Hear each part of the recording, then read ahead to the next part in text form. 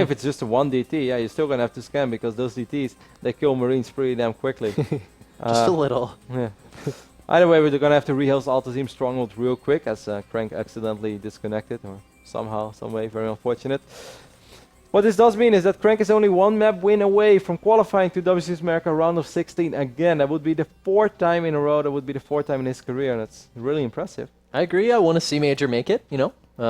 Like you said, getting into that round of 16 for him would be such a huge step. I just, that attitude that Crank comes in with the expectation that I'm just going to keep up with my teammates. That's all. It's just another day at the office. You know, that how we were talking yesterday about Hero not having that mentality coming in and having to set a lot of concern. And I think that's exactly what we're seeing from Crank is, I just got to do my job, move on, and then I'll be done for the day. Crank is probably already has those bucket stick. He's like, don't worry, John. I always make it to the round of 16. You know I do. Let us just travel together. He's actually boiling water for the spaghetti, for the noodles he's about to cook up. Yeah, he already. In fact, it was so funny when we visited the Koreans in WCS America Season 2 because we went through the mansion where they were all staying in Season 2. And they had all their suitcases. And like, let's say their suitcase, I don't even know how to describe in American, well, in our metric system. Either way, let's say there's a lot of space. Okay. Around 65% of the suitcase was filled up with Korean noodles. Yeah. Like, they didn't bring all that many clothes, but they brought a lot of noodles because they wanted to make sure that they had what they loved. That's one of my, I don't blame him at all. Korean food, pickled food, the best. The best, Kevin. All right, so we're in the game. It's Alta Team Stronghold, and in the top left-hand corner, our blue Terran player. He's currently down 0-1. I know a lot of people want to see him move on. It's Major. And I think he does have a really strong chance of it. Major's playing incredibly well. Some of the best play I've seen from him. But honestly, Major's always been very strong, so... And let's not forget, like, Crank did a fantastic job in disturbing the economy last game from Major. Yeah. First, it's the Oracles. When the Oracles are done, then it's suddenly it's DTs. And when the DTs are done, it's a storm drop with over the mineral line. Like that's very painful to deal with as a Terran player. But mad love for Crank for pulling all that stuff out. It is just, you know, harass phase into a new phase of harassment, not just like what we used to do in the old days, like, hey, I'm gonna try to create a small economic lead and then, you know, just max out, we sit back. No, it's just, okay, I'm gonna do this and then we'll follow it up with DTs and we'll follow it up with War Prism play. Yeah. But fantastic job there. There are a lot of different stages in Crank's build, in his execution of how he played that Frost game, and it was very well done. Literally just did not let Major expand ever. That's the kind of, I mean, we saw him do it actually against the STC previously when he played him in one of the games that I recently cast back in Season 2. But we didn't introduce him in the bottom left-hand corner. We were talking about him a lot. From Axiom, it's Crank. Charismatic. I really wanted some alliteration there, but it didn't blossom to fruition in my mind, Kevin. One day. Now we just need a great long 27-minute macro game. That's what we need. Exactly. And then suddenly the words will flow. Well, normally you would say if there's one map where it's very likely it has to be Alta Team Stronghold.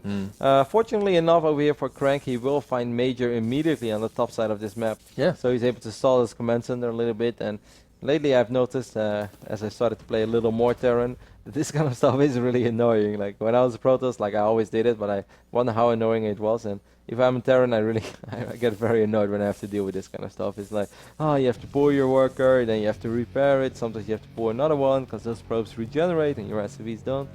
So this is a little fortunate here for Crank, and of course it allows him to drop this Nexus without truly being worried about anything. Some Terran players take a complete opposite approach on this match. On this matchup, on this map, they're like, hey, since this is such a macro-oriented map, Protoss players are very greedy. They often get like forges and, you know, quick commands, and they only chrono boost out probes. So I go for a super quick Widowmine drop, or maybe even Hellions, you know, because often there's not even a wall off, and they can do a lot of economic damage. However, since Crank has got the scout down with his probe, he knows he doesn't have to worry about anything funky like that. And it's just a macro game for now. Yeah, that it is. Command centers are completed into orbitals here in a moment, and the Cyber Core is wrapping up for Crank, so we're going to begin to see some of the build order decisions, such as this Stalker first that never mind was cancelled. He'll probably start that up again in a second. He's clicking that gateway. Yeah, there it goes. But he's going to be opening with the Stalker. We'll see what he decides to transition to behind this, as he's got both his assimilators running. What do you think's a really good opening with these positions? Do you like Sky here? You know, you do have that close by air with a pretty safe flight path into the natural expansion. against Major, of course. If I was Crank, I'd just be gearing up for a long game. But Crank plays very different PvT than I do. But we've seen it in the past that Crank is excellent. The longer the game goes on, the better he gets. He will never be that Protoss that has like 5 High Templars on the map and they're all 5 together and will all 5 get EMP'd by 2 or 3 goals. He will always have like this High Templars spread out all aware. I like that he's dropping the Robo right now, but I still think that he might only make Observers and not actually commit to Colossus. With those Observers, he's gonna, you know, be aware of what he has to worry about. Is some crazy timing. When can I go up to 3 bases? When do I actually need some units on top of my ramp? But we'll most likely just open up with either Blink or Charge. Not to be aggressive, just to be defensive and transition into Templars and eventually transition into Colossus. I think that's the best thing to do. Timings are just not that effective on Altazim because the map is so large. Yeah, it does really look like that, especially with the Forge, Roddy. Expecting some upgrades and just playing a nice slow game. Oh man, 2 more gases right behind it. Yeah. All right. So we've got ourselves a nice macro game. Armor pointing a little probably towards that charge light composition you were talking about, but we'll have to see as the build does develop for him. Stim just starting up now.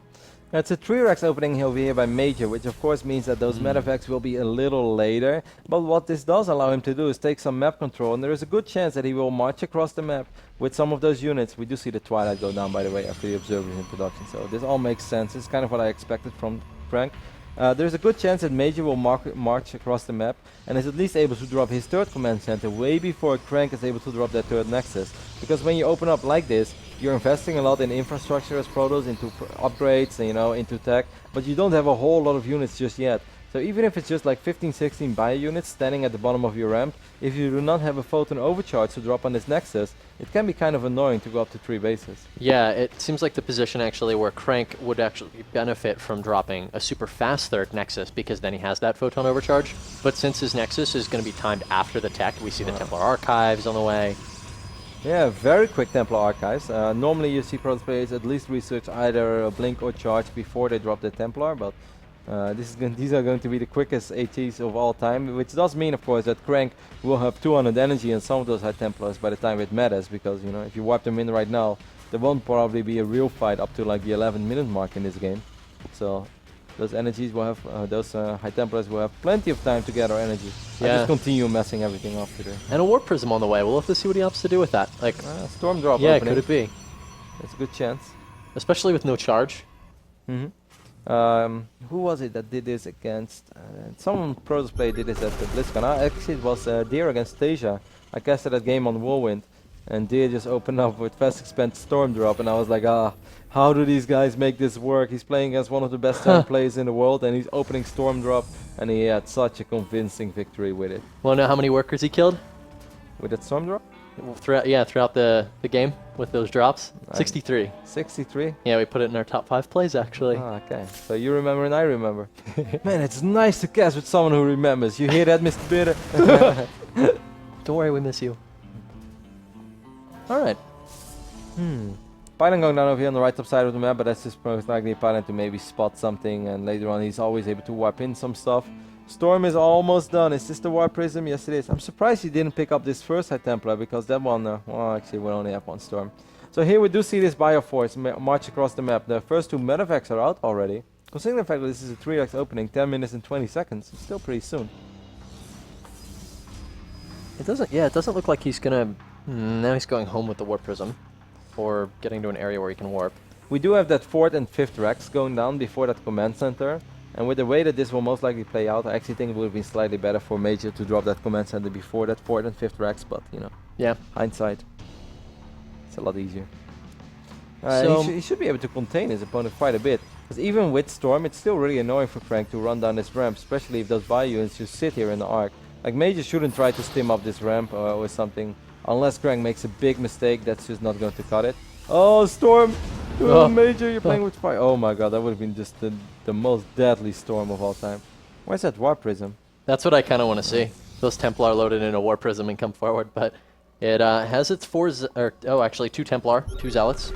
Truth scan there. Picks up that Observer. Makes it a little harder for Crank to get a better engagement later on, and this is exactly what I said in the start of the game, even though I mumbled I mumbled a lot of things, and I probably said it in 7 incorrect sentences, but we do see that soft contain going down over here. It's not a hard contain, of course, but it makes it harder for Crank to go up to 3 bases. Here comes the Dwarf Prism. Storms are going to land a little bit, but actually don't kill a whole lot of units. These are good storms, but unfortunately, you know, damage is not enough. He actually needed to kill stuff. Crazy amount of damage done, but not a whole lot of kills. Great hold there by, well, hold. A great way to deal with that harassment from Crank over here by Major. It really was. The damage, almost nothing. In fact, Crank has lost 3 times the resources at this point, 13 minutes into the game. It looks like Crank's going to try to make his push. Storm goes down, and a nice feedback. Sick feedback, because that feedback allowed that Storm to finish off the medevac. So Crank does break out of this contain, and he will be able to drop this base. But this is almost 13 minutes into the game. Ooh. Not the end of the world for Crank, but still, I think Major has been pretty pleased with how this game has played out so far. Yeah, that medevac, as you pointed out, that medevac going down, it was actually completely full of units, so major losses there for Major. Oh, True. God. The puns. He picked up 8 units, and it was the correct thing to do, but it was a good feedback by Crank. It was just well played on both sides. Sometimes, you know, units are just meant to die. No matter how well you try, your opponent is doing the same. That's so I think we might see a big drop in this 3rd base, even though there are a lot of cannons here. And there's also single High Templar. I love how Crank is doing this. I always do this as well. Having just cannons is good, but having at least 1 High Templar there to allow yourself to drop some feedbacks or maybe even a Storm is fantastic. A couple of Zealots are trying to do something about this 3rd base here from Major, but that's not the case. Major up 8 workers. About this drop that Major's actually going for in the bottom right. There's complete vision here from Crank, and these medevacs, one of them extremely low. Yeah, but the good thing for Major is he can just drop these units, pick up these pylons, and then always later on he can always come back. So good job once more. Well done by Crank, but also well done by Major. All right, Crank is going to be chasing back these forces right now. There's not enough here for Major. He just needs to get out of here. Too many of his units are in these medevacs. They're going to go for a drop on the 3rd. This 3rd actually looks like it could be in a lot of danger, Kevin. That's so well done by Major, not going for where you normally expected drops, where Crank was ready for the drop. Instead, he's going to this 3rd base, and this Nexus is taking a lot of damage. This Nexus will fall. However, Major, you have to pay attention to your army on the other side of the map, because Crank is moving in, and this is a terrifying army. Do we have Storms? Yes, we do. We also have Bunkers. Oh, will Major be able to hold? If he holds, he's in a great position, but this is not an easy hold. No, it's not at all, but great chokes. Oh, the Storms are phenomenal on the left-hand side. Everything wiped off the face of this map, and suddenly Major with no units is going to have to pick up the last 3 into the medevac fallback, and that 3rd could go down. It looks like he's not going to worry about it. He wants to keep pushing up and go for the win, actually. And that's kind of hard, because let's not forget, if the Storms run out, then he doesn't have that much DPS anymore. A lot of these units will not be able to connect with these Marines and Marauders. Is Crank making a mistake, or will he just straight up win the game here? Oh, a lot of Archons being morphed. That's very smart. Where's that Warp Prism, actually? While there is a pylon off to the right-hand side, it looks like he's not going to have any immediate reinforcements, though. But there's so many units in the base of Major right now. If Major gets all his units together, I still think he might be able to get the hold down, because indeed that Warp-in pylon is so far. Missile turret takes off the Observer. 1 Archon went down. 2nd Archon is going down as well. Those units that were killing that 3rd base finally made their way home. These Immortals are trapped, and these Immortals should fall. Major will sort of stabilize, but at what cost, as more Protoss units make their way across the map? Well, one of the things to point out is that Crank was kind of killing add-ons and killing, you know, a barracks here and there.